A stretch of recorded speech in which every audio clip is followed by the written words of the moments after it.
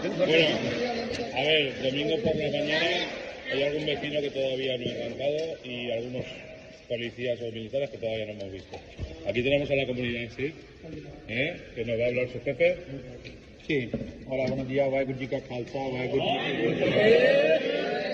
Somos de la Punjab, del país de la India, vivimos aquí, somos de Lloret de Mar, hay gente que viene de Alicante, otra gente que viene de Madrid, somos con más de 200 voluntarios, llevamos desde ayer, todos cerrados sus negocios, vinimos aquí para ayudar a los valencianos, para verlo, para enseñarlo esto, que somos de este país, que vivimos en este país.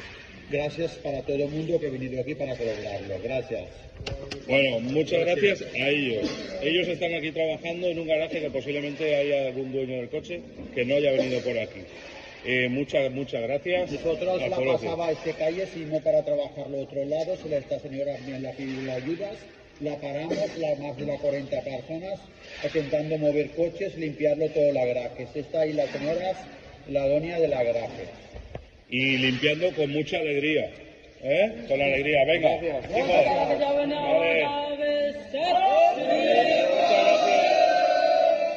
Bueno, muchas gracias a esta gente. Gracias. Y no solo para papeles o ganar dinero, no, malo y bueno, vamos a estar aquí. Y hemos cerrado nuestro,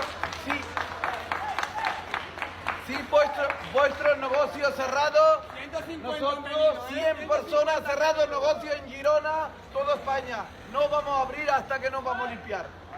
¡Ole ahí, ole!